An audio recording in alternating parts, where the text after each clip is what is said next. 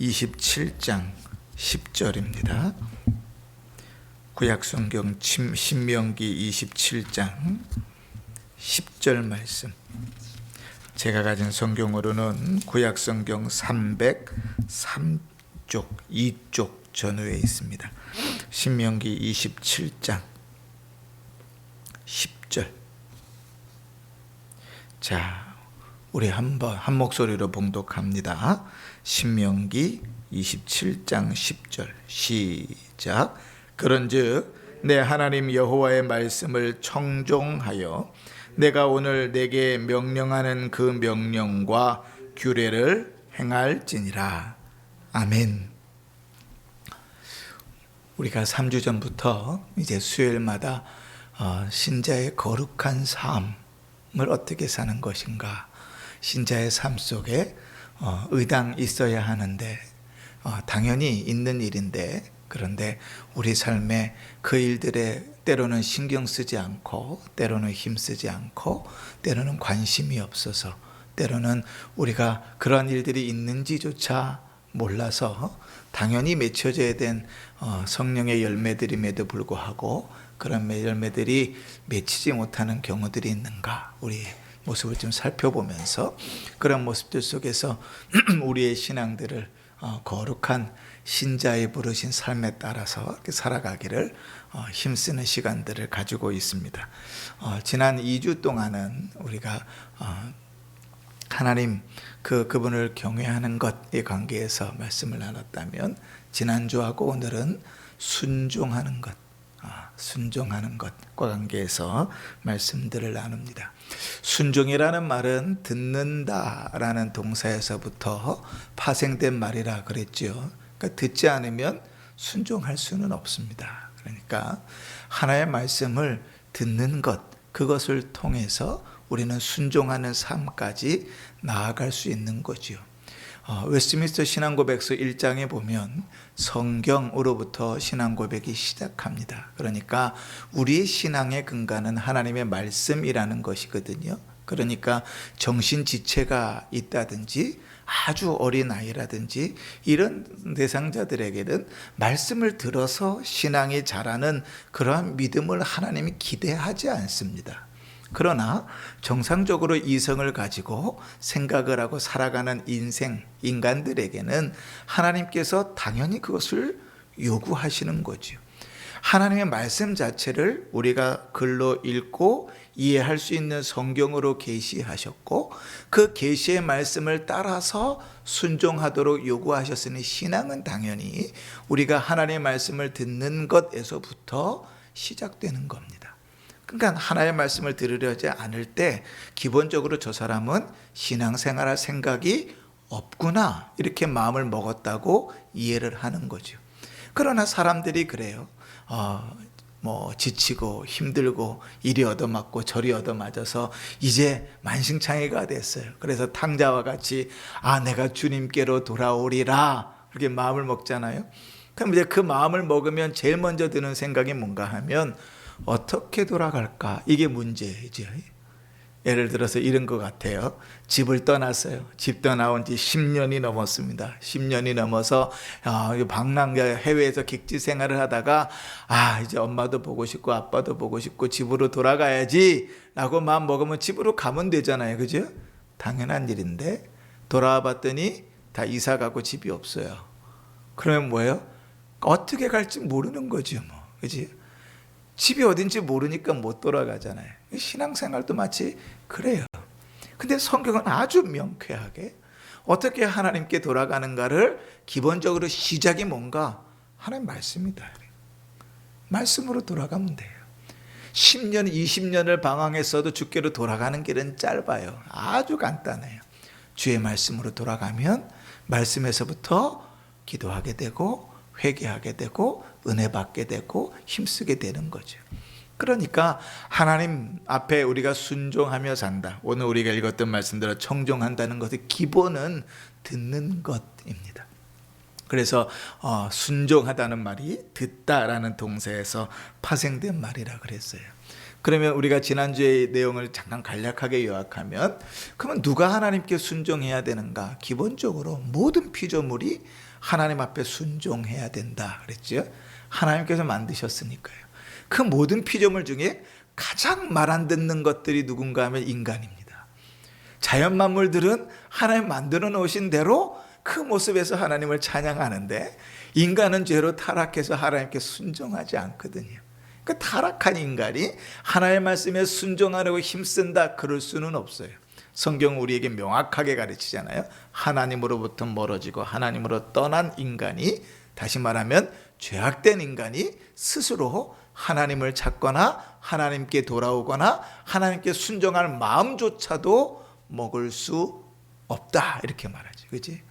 그러니까 기본적으로 모든 피조물이 하나님께 순종해야 되는데 죄악된 인간은 그럴 능력이 없어요.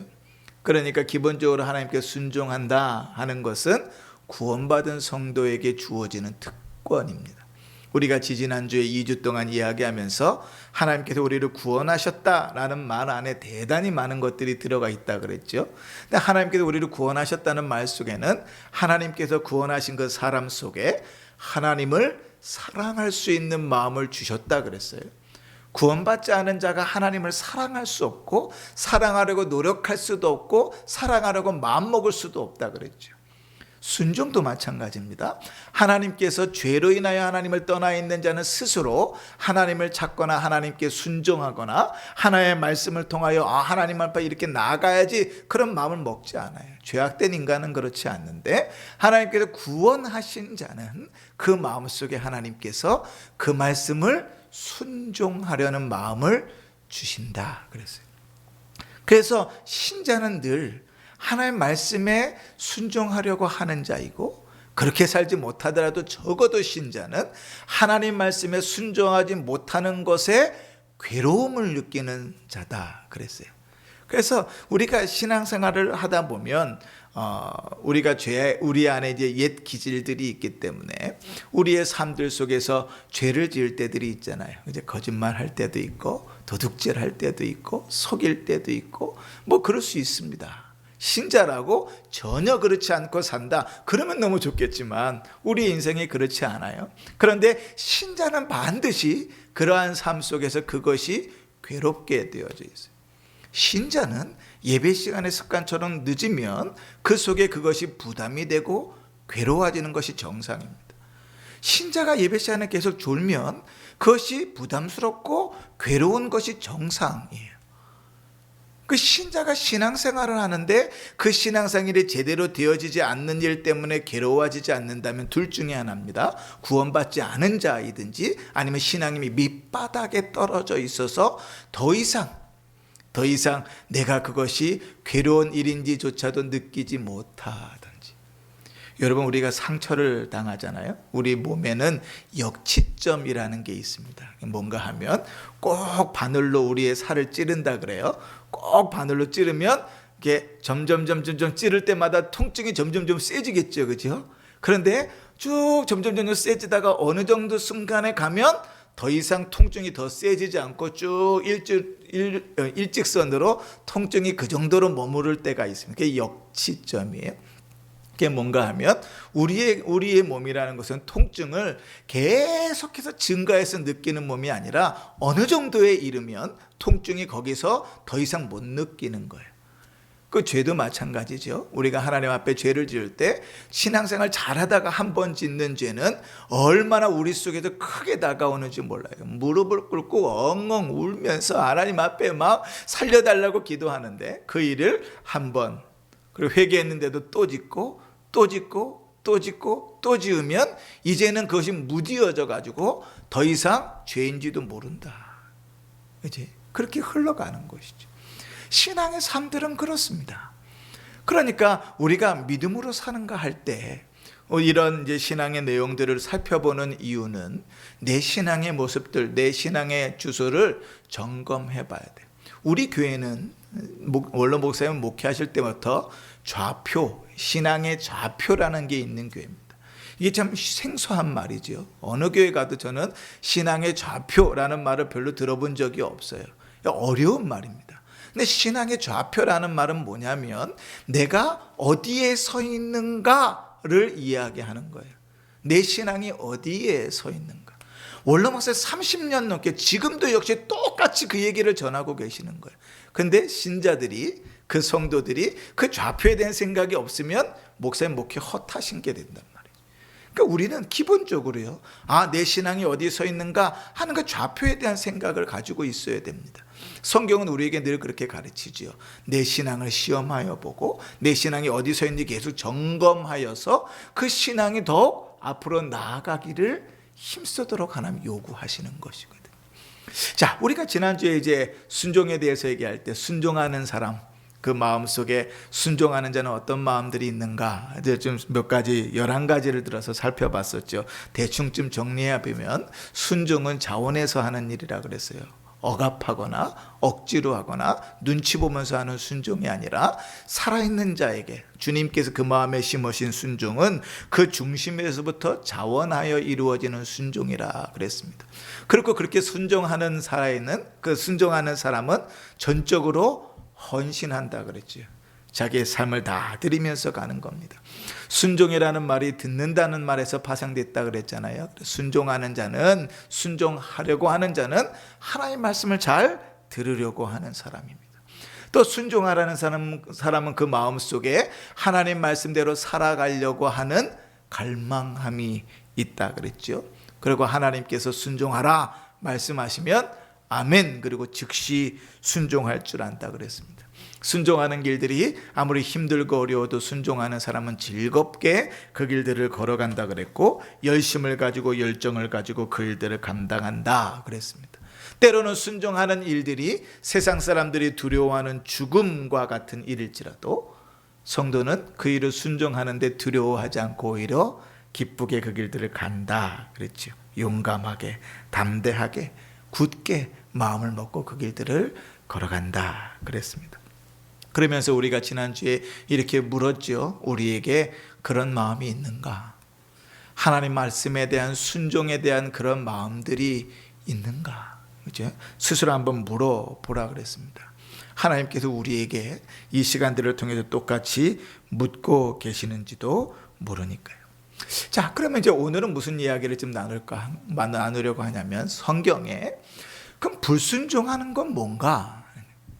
개념은 되게 간단하죠. 순종, 말을 듣는다. 불순종, 말을 듣지 않는다. 그러니까 말은 되게 간단한데 신앙생활하면서 당시 순종합니까? 불순종합니까? 라고 물으면 참 어려워요. 그런데 이러한 생각의 정확 개념이 정리가 되지 않으면 신앙생활은 언제나 불순종으로 갑니다. 그 뭐가 순종인지 뭐가 불순종인지 개념만 있고 어떻게 순종하는 건지 어떻게 불순종하는 건지 모르니 그냥 내 생각대로 사는데 그건 다 불순종이라고. 그러니까 우리가 죄악된 인간이 아니면 내 생각대로 사는 건 다 순종이겠죠. 에덴 동산에서 아담과 하와가 살아갈 때 아담이 동물들의 이름을 부르는 것마다 지어졌다 그랬죠. 그럼 무슨 얘기예요? 하나님과 뜻이 같았다는 얘기거든요. 생각하는 것마다 그것은 맞았어요. 그런데 죄악된 이후부터는 인간이 생각하는 것마다 하나님의 뜻에 맞기보다는 죄악된 것, 불순종으로 흘러간다고요. 그럼 성경에 불순종에 대해서 어떻게 이야기하는가? 제가 7가지로 성경에서 하나님께서 이런 건 불순종이야 라고 말씀하시는 내용들을 좀 찾았는데, 첫 번째는 뭔가 하면, 불순종하는 첫 번째는 하나님 말씀을 듣기를 싫어하는 거예요. 욥기 21장 14, 15절에 보면 이렇게 기록합니다. 그러할지라도 그들은 하나님께 말하기를 우리를 떠나소서, 우리가 주의 도리를 알기를 바라지 아니하나이다. 전능자가 누구이기에 우리가 섬기며 우리가 그에게 기도한즉 무슨 소용이 있으리까? 하나님 말씀하지 마십시오. 제 이야기 듣지 않겠습니다. 구원받은 신자에게는 늘 마음 한구석에 그런 마음들이 있죠. 이렇게 살면 안 되는데, 이렇게 가면 안 되는데, 이것은 아닌데. 그런데 그 마음이 너무나 쉽게 무시됩니다. 참 이상하죠. 그 마음이 성령의 음성일 수 있는데 그 성령의 음성에 내 자신을 드리는 일이 쉽지 않죠. 그런데 오히려 적극적으로 하나님의 말씀을 들으려 하지 않은 자들이 있어요. 제일 힘든 게 이럴 때입니다. 자, 우리 성경 공부합시다. 성경 공부 클래스들을 이렇게 만들어 놓고 이른바 월요일 반도 있고 화요일 반도 있고 수요일 반도 있고 성경 공부반이 있으니까 성경 공부합시다. 이렇게 이제 광고를 하잖아요. 그러면 야, 말씀을 배울 수 있는 시간이구나. 열심히 와서 배워야 되겠구나. 월요일도 배우고 화요일도 배우고 수요일도 배우고 참 행복하다. 이렇게 생각하면 할렐루야인데 안 그렇다고요. 계단에 세중앙교회라고 큰 교회가 있잖아요. 큰 교회에 몇천 명, 만 명 이상 모인다는 교회인데 그 교회에서 유명한 신약 교수, 유명한 구약 교수들을 모셔가지고 성경 공부만을 만들어서 지금 한 성경 한 단어 깊이 있게 배울 수 있는 시간들을 제공한다고 성경 공부만을 그 큰 교회에 모집했는데 한 반에 10명, 15명이 안 채워지더라. 희한하죠, 그지? 말씀을 배울 수 있는 시간이고 말씀을 깊이 배울 수 있는 시간인데 배우려 들지 않아요. 희한하죠. 예배만 드리면 다라고 생각하는 거죠. 하나님의 말씀을 들으려 하지 않아요. 그럴 때 참 목사로서는 괴로운데 신자로서는 당연할 수 있다. 그렇지? 그러니까 하나님의 말씀을 듣기 싫어하는 자가 하나님의 말씀을 순종하는가? 그건 불가능하다. 늘 이게 광주에서 말씀드리지만 불가능하다. 듣기를 즐겨하는 자도 하나님의 말씀 순종하는 건 다른 얘기라고요. 뒤에서 이제 이야기하겠지만. 근데 듣기를 싫어해요. 그건 하나님의 말씀 순종할 수가 없다. 두 번째 불순종의 모습은 뭔가 하면 하나님의 말씀을 듣기만 하고 순종하지 않는 사람이 있어요. 듣는 자리에는 열심히 있어요. 들으려고는 열심히 나와요. 그런데 순종할 생각은 없어요. 에스겔 33장 31절에 하나님 이렇게 이스라엘 백성들을 책망합니다. 백성이 모이는 것 같이 내게 나오며 내 백성처럼 내 앞에 앉아서 내 말을 들으나 그대로 행하지 아니하니 이는 그 입으로는 사랑을 나타내어도 마음으로는 이익을 따름이라. 듣는 자리에는 열심히 있어요. 열심히 나와요. 그러니까 오늘 에스겔 선지자를 통해서 하나님 말씀하시는 건 뭐냐면 내 백성처럼 나와 앉아있다 이렇게 얘기해요. 내 백성처럼 신자인 것처럼. 근데 신자는 어떻게 한다고요? 그 안에 순종하는 마음을 하나님 주셨으니 말씀을 들으면 순종하려고 움직여야 되는데 듣기만 하고 순종할 생각이 없다고요. 뭐에 따라서 움직인다고? 이익에 따라 움직인다고요. 우리가 지난 주일에 라헬과 레아의 신앙들을 좀 살펴봤죠. 야곱은 누가 뭐라 그래도 야곱은 명확한 신앙을 가지고 있었어요. 그 신앙대로 살지 못했을지라도 하나님께서 살아계시고 그 하나님이 나와 함께 계시고 그 하나님이 나를 도우셨다는 신앙이 20년 동안 정확하게 박힌 사람이라. 그 하나님이 나타나셔서 떠나라. 아멘. 그리고 이제 떠날 준비를 하는데 가족들을 설득하잖아요. 라헬과 레아를 불렀는데 라헬과 레아가 그래요. 갑시다. 라고 동의했는데 동의한 이유가 세 가지라 그랬죠. 세 가지를 딱 요약하면 한마디로 뭐라 그랬습니까? 야곱을 따라가는 것이 하나님 말대로 가는 것이 이익이니까. 아버지 집에 남아있는 것보다 하나님 뜻대로 떠나는 것이 자기들에게 돈이 더 된다고요. 이익이 된다고요. 자기 자식들에게 더 재산을 줄 수 있는 이익이 된다고요. 그러니까 가는 거예요. 그건 불순종이라고요. 우리는 늘 그렇게 생각하잖아요. 했으면 됐지. 이게 아주 그 교회 안에서도 심각한 문제인데 했으면 됐지. 하나님 그렇게 평가하지 않으시거든요. 하나님께서는 어떤 일이 주어지면 왜 했니? 이게 시작입니다. 왜 했니? 네가 감사함으로 했니? 그 말씀에 순종함으로 기쁨으로 했니? 이게 중요해요. 도박하듯이 하면 하나님 더 준다 그러니까 복 받으려고 하는 그런 신앙행위는 하나님 기뻐하지 않으시거든요. 왜 했니? 그 두 번째 하나님께서 중요하신 건 뭔가 하면 어떻게 했니가 중요해요. 말씀대로 적법하게 하나님이 기뻐하시는 대로 했니? 아니면 네 맘대로 네 뜻대로 했니? 사사기의 내용이 그렇잖아요. 사사기 전체 내용의 골자는 지 맘대로 했다는 거예요. 자기 맘대로 살았다는 거거든요. 그리고 신앙이라고 우기는 거예요. 그러니까 하나님 계속 내리치시는데도 내 맞으면서도 맞는 줄 모르고 계속 돌아가는 거죠. 그리고 나서 세 번째는 하나님께 그 결과를 가지고 잘했다 이렇게 가는 거예요. 왜 그 결과니가 아니라 잘했다. 왜요? 그 동기와 목적이 하나님의 기쁨이라면 결과는 하나님이 주시는 거니까. 그래서 우리는 달란트의 비유에서 그 내용을 명확하게 배웁니다. 1달란트, 2달란트, 5달란트 받은 자에게 하나님께서 일정 시간이 지난 다음에 이제 다시 그 모든 일들을 계산하는데 2달란트, 5달란트 받은 자를 하나님께서 차별하지 않으십니다. 그들이 가지고 있는 것과 그들이 가진 열심과 그들이 받은 순종을 하나님 그대로 평가하세요. 그럼 왜 2달란트, 5달란트 받은 자의 차이 때문에 우리 식으로는 늘 빈부의 격차를 생각하잖아요. 제가 더 부자지 않습니까? 그걸 생각하는데 아니요. 하나님은 늘 감당할 수 있을 만큼만 주세요. 감당할 만큼만. 그러니까 그건 우리가 중요한 게 아닙니다. 1달란트 받은 자가 책망받았던 이유는 그가 다른 사람들보다 적게 받았고 적은 것 이문을 챙겨왔기 때문이 아니에요. 결과가 본전을 가져왔으면 그래도 칭찬은 받지 책망은 받지 못할지언정 그래도 그냥 뭐 혼나지 말아야 될 거 아니에요. 칭찬은 받지 못할지언정. 근데 하나님 그걸 저주하시거든요. 본전을 가져왔는데 저주하신단 말이에요. 왜 그렇지요? 그는 목적도 과정도 동기도 하나님 앞에 선한 것이 아무것도 없었기 때문에 그래요. 늘 하나님 말씀 듣기는 잘합니다. 듣는 자리에는 늘 앉아 있어요. 그런데 삶의 열매가 없는 사람들이 있어요. 이제 불순종일 수 있습니다.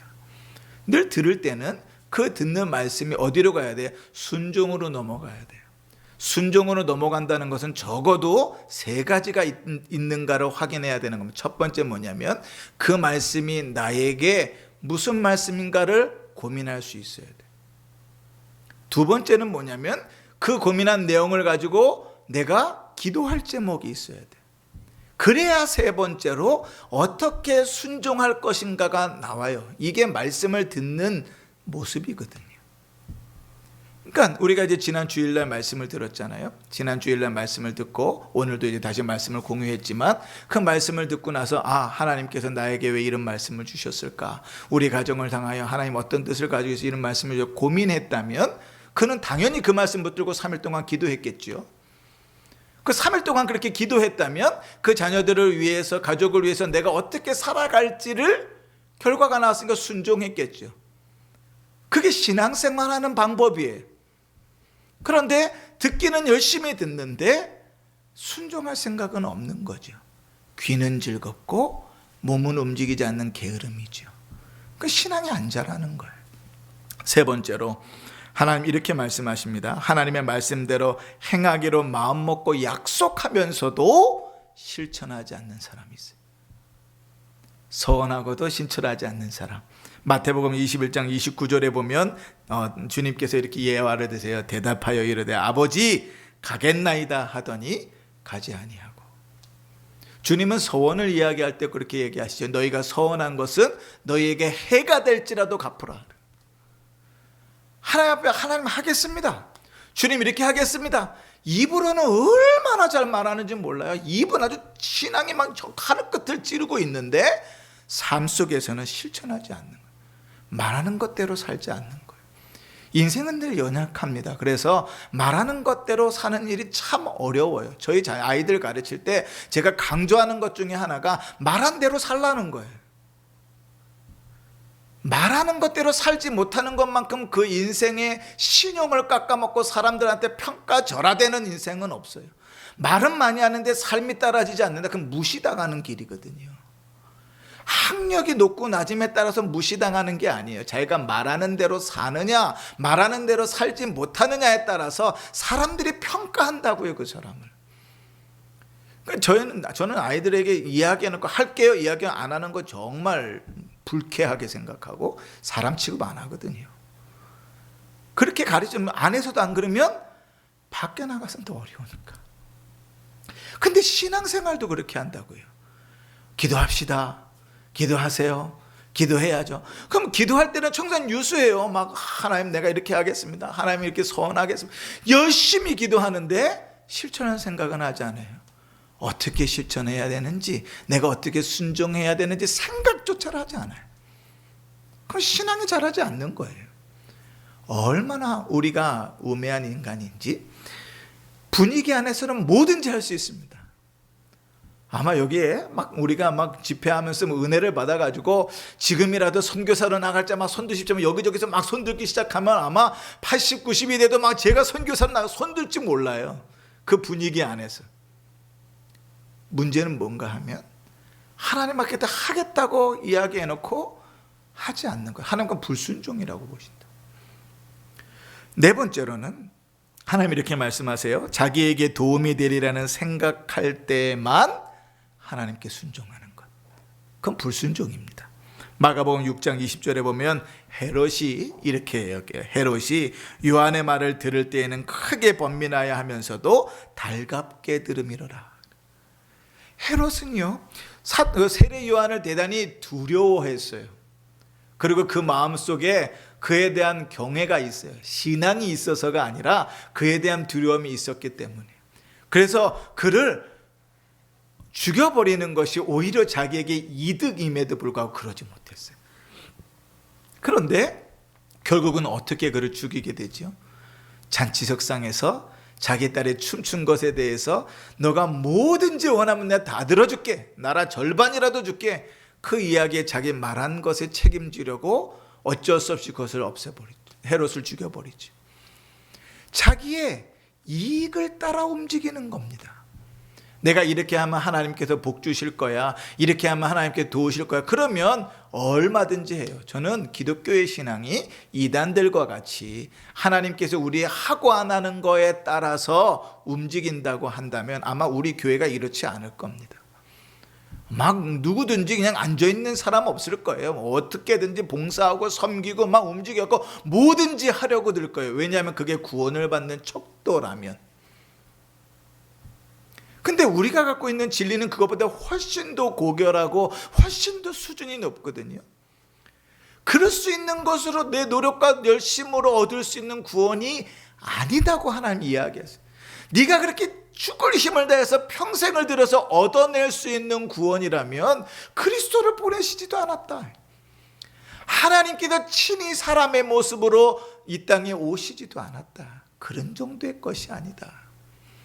그러니 대단히 고결하고 대단히 수준 있는 구원을 얻었음에도 불구하고 그 구원이 대가 없이 받아지니까 우스운 거죠. 값어치가 없는 겁니다. 그 큰 은혜를 얻었는데도 불구하고 그 은혜 속에서 움직이는 일들이 어려운 거예요. 부탁을 해야 되고 삼고초려를 해야지나 움직이고 봉사가 되는 상황이 되는 거죠. 그치? 자, 그러나 오늘 성경은 우리에게 그렇게 말하는 거죠. 나에게 도움이 될 때만 하는 것, 그건 불순종이다. 다섯 번째로 겉으로만 순종하는 척하고 그리스도를 믿는 믿음을 따라 중심으로는 순종하지 않는 것. 우리가 지난주에 순종에 대해서 순종하는 사람 마음속에 있는 그 마음이 있다 그랬죠. 그 마음의 시작이 뭐였어요? 중심에서부터 우러나오는 것이라고. 하지마, 안 해도 돼, 네가 안 해도 돼, 힘든데 뭐해. 그래도 그 마음속에서부터 우러나오는 그 자원함이 그것을 하고야 말게끔 만들죠. 그게 순종이죠. 그런데 불순종하는 사람들은 어떻게 하는가? 겉으로는 순종하는 척해요. 모습은 다 순종하는 것 같아요. 그래서 속은 아닌 거죠. 속은 아닌 거죠. 대표적인 예가 누군가? 바리새인들이죠. 마태복음 23장 25절에 화 있을진저 외식하는 서기관들과 바리새인들이요, 잔과 대접의 겉은 깨끗하되 그 안에는 탐욕과 방탕으로 가득 차도다. 하나님께서 신랄하게 비판하시죠. 이게 성경이니까 이렇게 표현된 것이고, 저는 이렇게 표현합니다. 쌍욕을 하시는 거예요. 그런 불순종과 잘못된 신앙 형태에 대해서. 겉으로는 해요. 다 같이 한다고요. 근데 속은 아닌 거죠. 봉사하는 사람들을 보면, 이제 사회단체나 이런 데 가서 이제 봉사하는 사람들을 보면 봉사하는 부류가 두 부류가 있습니다. 어떤 사람들은 그들이 안타깝고 속상하고 어떻게라도 뭔가라도 도울 수 있을까 가서 쓰레기라도 짚고 돕는 사람들이 있어요. 근데 어떤 사람들은요, 정말 하기 싫어요.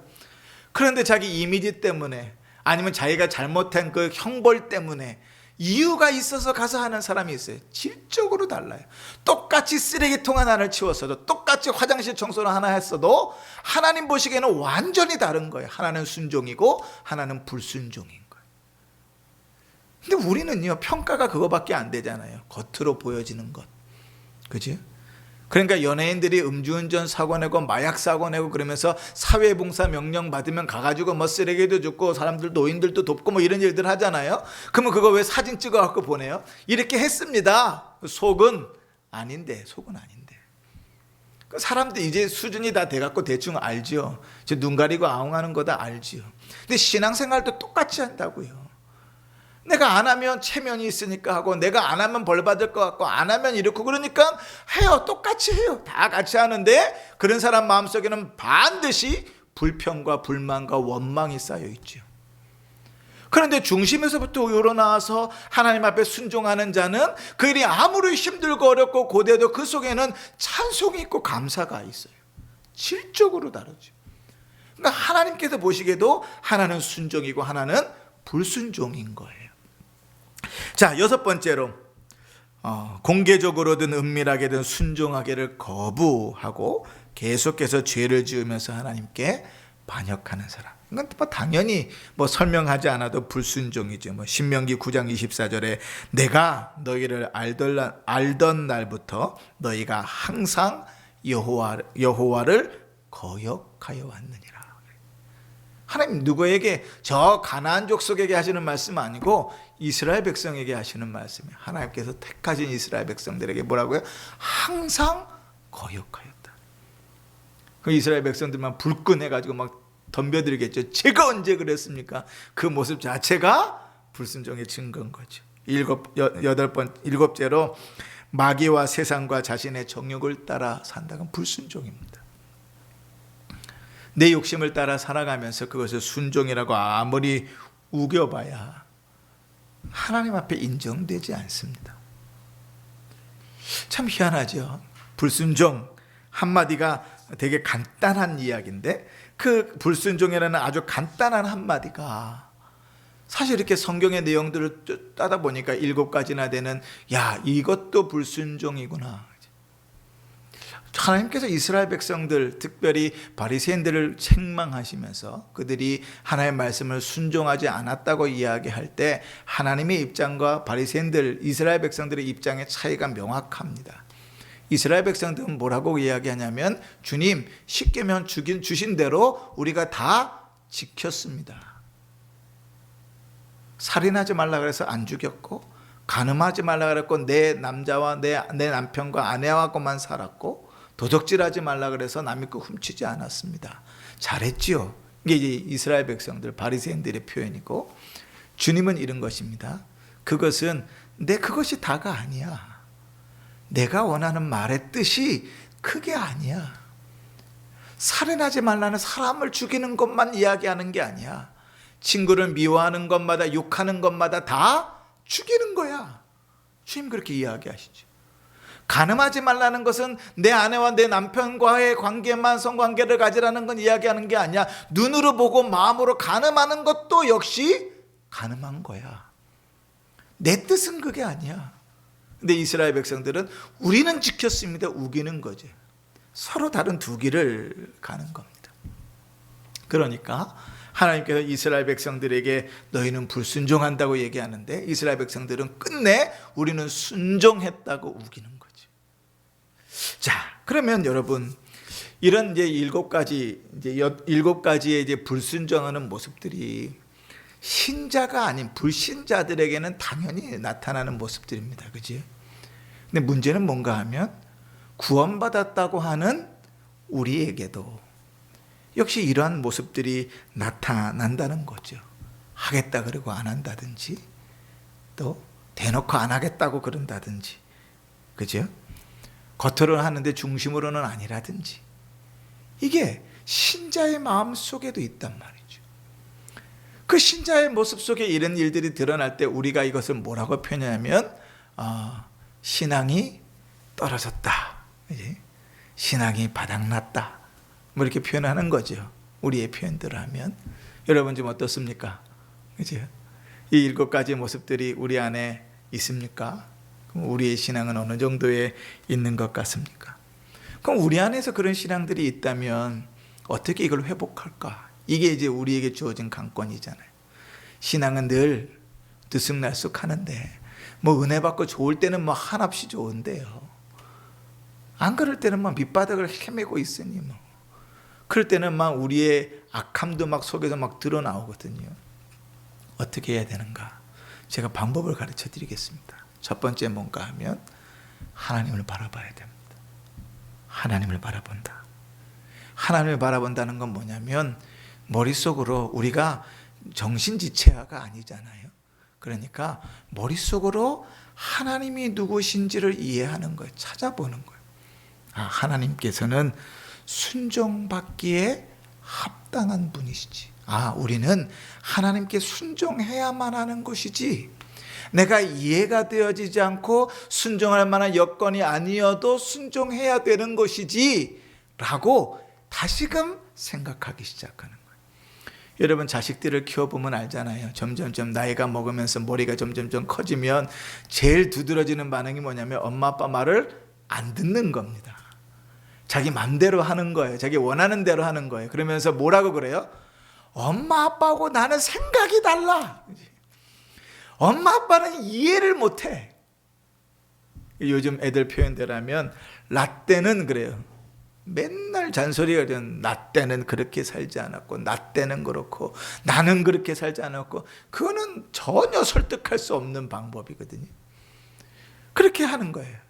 그런데 아이들이 자라면 스스로 우리 엄마가 우리 아빠가 맨날 술 먹고 때려도, 우리 엄마가 아빠가 맨날 집을 나가도, 우리 엄마와 아빠가 맨날 밥을 차려주지 않아도 내 엄마 아빠니까, 나를 낳아줬으니까, 나를 길러줬으니까 적어도 내가 순종해야 되는구나, 말을 들어야 되는구나, 그 정도 생각은 한다고요. 그죠? 그 신앙도 마찬가지. 우리의 신앙의 밑바닥을 헤매고 있을 때 제일 먼저 생각해야 될 것은 하나님께서 내 순종을 받으시기에 합당하신 분이시지. 다시 말하면 하나님 말씀 순종하는 건 당연한 거지. 그게 이제 설득이 돼야 돼요. 내 자신이 하나님을 바라보면서 설득이 되면 그 다음엔 어떤 단계에 돌입하냐면, 머리로는 설득이 되는데 마음은 순종하고 싶지가 않죠. 그죠? 머리로는 알겠는데 마음은 순종하고 싶지 않아요. 그러면 이건 어떻게 넘어가야 되는가? 무릎 꿇는 거죠. 기도해야죠. 방법이 없어요. 우리의 마음은 어떻게 바뀌냐면 기도함으로 바뀝니다. 여러분, 우리가 기도에 대해서 대단히 오해하는 것 중에 하나가 뭐냐면, 우리가 철야하고 금식하고 기도해서 하나님을 바꾼다고 생각하는데 성경은 그렇게 이야기해 본 적이 없어요. 한 번도. 우리 기도가 하나님을 바꾸시는 게 아니에요. 우리 기도를 통하여 하나님이 우리를 바꾸신다고요. 우리 이번 주간 암송하는 말씀 있잖아요. 빌립보서 4장 6절, 사실 7절까지 암송해야 되는데 우리 권사님들이 하도 암송하는 거 길면 암송하는 거 어렵다 그래가지고 다 잘랐어요. 그래, 한 절씩만, 무조건 한 절씩만. 빌립보서 4장 6절 7절 뭡니까? 아무것도 염려하지 말고 다만 모든 일에 기도와 간구로 너희 구할 것을 감사함으로 하나님께 아뢰라. 그 7절은 안 외웠는데 그 뒤가 뭐냐면, 그리하면 모든 지각 위에 뛰어나신 하나님의 평강이 그리스도 예수 안에서 너희 마음과 생각을 지키시리라. 염려하지 않고 모든 일에 기도하면 하나님 뭘 지키신다고요? 네 마음을 지키신다고요. 내가 내 마음이 감동될 게가 아니라 네 마음을 지키겠다. 하나님 그렇게 일해 가시는 거거든요. 그렇게 역사해 가시는 거거든요. 그게 이제 기도란 말이죠. 그러니 우리 신앙이 완전 밑바닥에 떨어져서 순종하지 않을 때 내가 하나님께 순종해야 되는 자지 라고 이제 철들은 생각을 하기 시작하면 그 다음에 내 마음이 움직일 수 있는 가장 우선적인 방법은 기도하는 거예요. 주님, 제가 예배 시간에 계속 늦습니다. 주님, 늦으면 안 된다는 건 아는데 이게 도저히 안 됩니다. 그러면 금식하면서라도 기도해야 되는 거예요. 우스울 것 같죠, 그죠? 예배 시간에 안 늦는다고 금식하고 철회하면서 기도한다, 우스운 것 같잖아요. 그게 신앙이라고요. 그게 신앙. 그게 살아있다는 증거라고요. 신앙이 있다고 하는데도, 늘 예배 시간에 늦는데도 그것이 하나님 앞에서 죄송하지도 않고 죄로 느껴지지도 않고 기도할 거리도 안 되면 그 신앙이 밑바닥인 거예요. 그 신앙이. 근데 아무것도 아닌 것 같아요. 하나님, 제가 습관적으로 가벼운 일에 거짓말을 합니다. 그게 내 기도 제목이 되는 게 신앙이라고요. 그게 순종이죠. 두 번째로 또 어떻게 순종하는가? 순종이 가능한 일이라는 것을 기억하셔야 돼요. 여러분, 우리는 내 마음이 움직이지 않는데 어떻게 해요? 성경 공부하다 보면 청년들이 가장 많이 이야기하는 주제 중에 하나가 뭐냐면, 원수를 어떻게 사랑합니까? 내 마음이 보는 것도 역겹고 힘든데 어떻게 원수를 사랑합니까? 이게 이제 요거죠. 그런데 하나님께서 우리에게 요구하실 때 신자에게 불가능한 것, 어려운 걸 요구하지 않으세요. 예수님이 성경이 이렇게 얘기합니다. 요한일서 5장 3절에 그의 계명들은 무거운 것이 아니로다. 우리가 보기엔 분명히 무거운 일이거든요. 원수를 사랑하는 것만큼 힘든 게 어디 있어요? 그런데 하나님은 아니라 그러시는. 마태복음 11장 30절에 나의 멍에는 쉽고 내 짐은 가벼우니라. 시편 84편 5절에 주께 힘을 얻고 그 마음에 시온의 대로가 있는 자는 복이 있도다. 잠언 21장 15절에 정의를 행하는 것이 의인에게는 즐거움이라. 순종하는 일이 어렵지 않다고요. 한 걸음만 나가면 돼요. 그런데 우리는요, 그걸 안 하려고 그러는 거예요. 제가 늘 말씀드리지만 그거는 게으른 겁니다. 영적인 게으름은 절대로 그 신앙이 일어나는 일이 어렵죠. 세 번째로 어떻게 우리가 순종하는 일, 그것을 회복할 수 있는가? 순종하는 일이 하나님께서 가장 기뻐하시는 일이라는 것을 기억하십시오. 여러분, 예를 들어서 최인성 권사님이 생신이라고 칩시다. 자녀들이 선물을 드리려고 하는데 어떤 선물을 주는 게 제일 기쁠까요? 1번 큰딸이 좋아하는 것, 2번 아들이 좋아하는 것, 3번 막내딸이 좋아하는 것, 4번 권사님이 좋아하는 것. 뭘 주는 걸 제일 기쁘시겠어요? 그죠? 내가 좋아하는 걸 해주는 걸 기쁘잖아요. 하나님도 마찬가지입니다. 하나님께서요, 예배 드리는 것보다 순종하는 걸 더 기뻐하신다 그래요. 우리가 너무나 잘 아는 말이잖아요. 열왕기상 15장 5절에 보면 이는 다윗이 햇사람 우리아의 일 외에는 평생에 여호와 보시기에 정직히 행하고 자기에게 명령된 모든 일을 어기지 않았다. 다시 말하면 자기에게 명령된 모든 일에 순종했다. 여러분, 다윗은 하나님 앞에 칭찬받을 만한 사람이 아닙니다. 대표적으로 다윗은 대표적인 간음한 사람이고요, 대표적인 살인자입니다. 희한하죠? 참, 성경에 우리가 위인이라 이런 신앙의 사람이라고 생각한 사람은 다 살인자예요. 모세도 살인자고 다윗도 살인자고 심지어는 바울도 살인자입니다. 그런데 그렇게 큰 일을 당하면서도 하나님께서 쓰시는 이유가 뭐지요? 순종하는 자였다는 거예요. 주님께서 사울을 왜 버리셨죠? 사무엘을 통해서 사울에게 그렇게 말씀합니다. 이게 예배 드리는 것보다, 제사 드리는 것보다 하나님께 순종하는 걸 더 기뻐하십니다. 다른 말로 바꾸면 하나님 말씀에 순종하는 것이 하나님 제일 기뻐하시는 일이에요. 그러면 어떻게 해야겠어요? 하나님을 기쁘시게 할 일들을 찾아서 해야 되겠죠. 그죠? 뭘 기뻐하실까? 그지? 네 번째로 우리가 이 순종을 회복할 수 있는 길은 하나님께 순종하는 일이 결코 헛되지 않다는 것을 기억하는 거예요.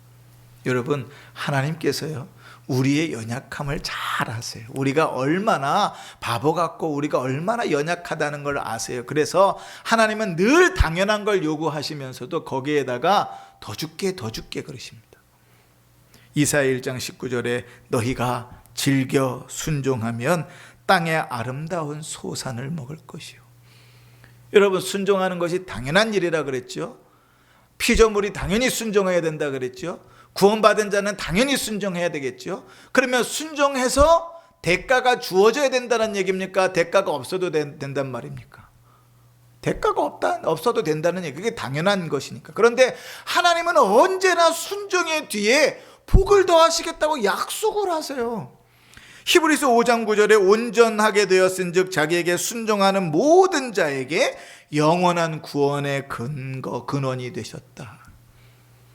우리가 너무나 잘 아는 신명기 28장에 복을 주시겠다고 약속하시는 그 내용에, 우리가 너무나 잘 아는 10계명 5계명의 부모를 공경하라는 그 말씀에 하나님은 뒤에 늘 복을 약속하세요.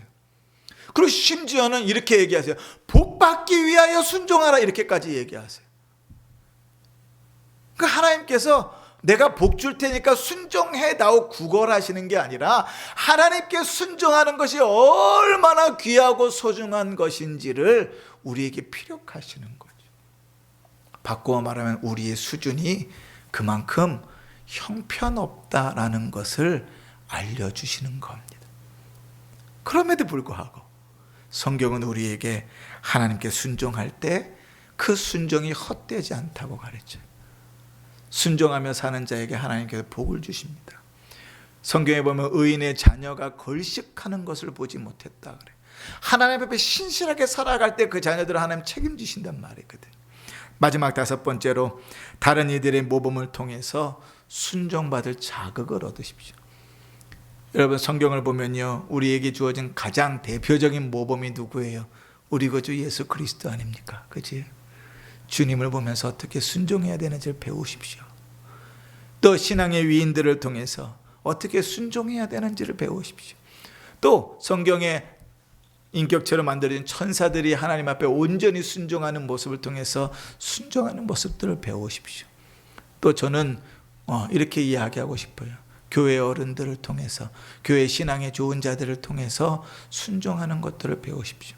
교회의 수준이 있다는 것은, 교회의 신앙에 좋다는 것은 이제 앞서가신 분들을 보고 배울 것들이 많다는 겁니다. 누가 와도, 어떤 자녀들이 와도 그런 거예요. 그러니 교회가, 여러분 한번 생각해 보세요. 초신자에게 목사가 말씀을 잘한다고 해도 뭐 그 얘기가 잘 들리겠습니까? 초신자 안 믿는 사람 교회에 데려와서 그에게 가장 영향력 있는 게 뭔가 하면 성도들의 모습이에요. 그 모습 보고 아는 겁니다. 근데 그것이 누구에게 제일 먼저 인정되는가? 성도 개개인, 내 자신에게 먼저 인정되는 겁니다. 그래서 저는 그렇게 생각합니다. 내가 우리 교회가 너무나 좋고 우리 교회에 정말 배울 것이 많고 우리 교회 어른들을 통해서 믿음의 본들이 참 많다면 우리 교회는 반드시 전도할 만한 교회고 전도가 되는 교회가 될 거예요. 그런데 참 나는 어쩔 수 없이 은평중학교에 나오지만 내 자식들은 안 나왔으면 좋겠고, 내가 전도하는 사람이 교회 어디에 갈 만한 데 있으면 다른 교회 가라고 소개하고 싶다면 이것은 좀 어려운 거죠. 그지? 교회는 그런 것입니다. 목사의 설교 그 이전에, 그지? 사람들을 통해서 배워가는 거거든. 그러니까 신앙이, 우리가 순종할 때 교회 안에 순종할 수 있는 모델들이 앞에 세워져 있다는 것만큼 참 복된 것은 없는 거예요. 앞에 어른들의 신앙의 모습, 저분을 통해서는 기도를 배우게 되고, 저분을 통해서는 예배의 모습을 배우게 되고, 저분을 통해서는 순종을 배우게 되고, 저분을 통해서는 참 위로를 배우게 되고, 이러한 일들이 이제 많아질 때 그 교회는 아주 자연스럽게 부흥해요. 왜냐하면 다른 건 몰라도 신앙이 없는 청년들이나 어린 아이들이라 할지라도 우리 교회로 데리고 오고 싶어 할 것이거든요. 그러니까 자동적으로 부흥되는 일입니다. 그렇지? 그러니까 교회가 그렇게 신앙의 본이 있는 자들이 있으면 좋겠죠. 역대상 28장 9절에 이렇게 말합니다. 내 아들 솔로몬아, 너는 내 아버지의 하나님을 알고 온전한 마음과 기쁨 뜻으로 섬길지니라. 여러분, 우리에게 주어져 있는 당연한 일입니다. 섬김이라는 것은, 순종이라는 것은 당연한 일입니다. 우리의 삶 속에 내가 얼마만큼 순종하고 있는가, 내가 어느 정도 마음으로 순종하고 있는가, 혹시 내 안에 불순종의 모습들은 없는가 좀 살펴보면서 하나님께서 우리에게 주신 그 귀한 마음을 따라 더 순종하시고 더 힘쓰셔서 하나님께서 우리에게 주시는 은혜와 기쁨과 복을 누리는 복된 성도들 되시기를 주의 이름으로 축원합니다. 아멘. 기도하십시다.